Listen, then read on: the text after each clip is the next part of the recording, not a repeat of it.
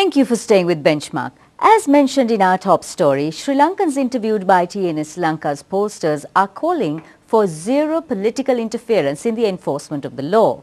They also say that corruption within law enforcement authorities must be minimized. Anushan Selvaraja attempts to find out a little bit more about the sentiments expressed in TNS Lanka's exclusive nationwide survey.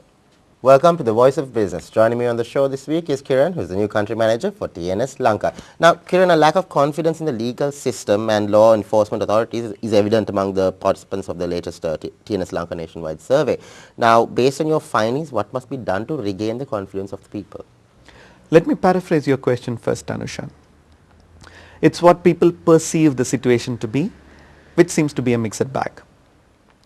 One of the main reasons seems to be a perceived political interference. Overwhelming majority indicate that political influence in the functioning of the law enforcement seems to be the biggest hindrance, and that should be curbed in the first place. A very large majority also indicate corruption in the police department, something which could be a perception as well and could be reality. Who are we to judge?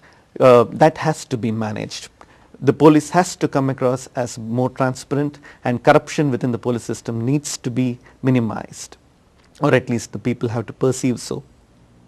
There is also a lot of talk about rule of law being enforced, but you and me both know how it could be interpreted and what rule of law means to different people. There is also a large majority talking about a review of the current legal systems, because there is a perception amongst the people that the current legal system is prone to a lot of loopholes, and a lot of criminals and political people are coming at large. So then there seems to be a need for review of that legal system. Now, 48% of those polled say that there is a lack of law and order in the country, and a further 47% say that everything is hunky-dory, so to speak. Now, why is this outcome split down the middle? Is it simply a case of pessimists versus optimists? Well, you could say that, Anushan, but interestingly, the optimists seem to come, there seem to be more optimists in Colombo and amongst the higher socioeconomic status households, which means relatively more affluent people seem to believe that law and order seems to be very much in place.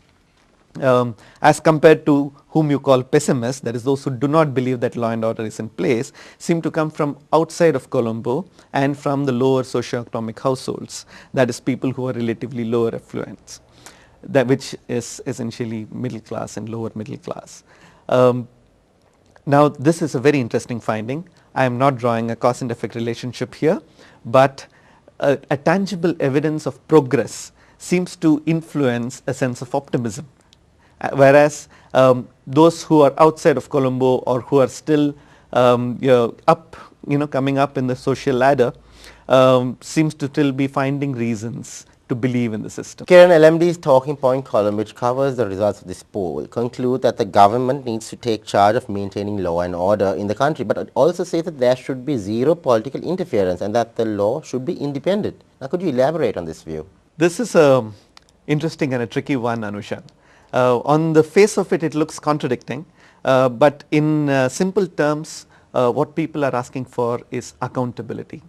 What people are talking about is the government, the people, the voting public is talking about the government taking up the ultimate responsibility and be answerable to the law and order situation in the country, but at the same time do not interfere with the police and the judiciary, the law enforcers, and please let them do their job. That was TNS Lanka's country manager Kiran H.N. talking to Benchmark's Anushan Selvaraja. That's it on our show this week. From the Benchmark team, here's wishing you a great week.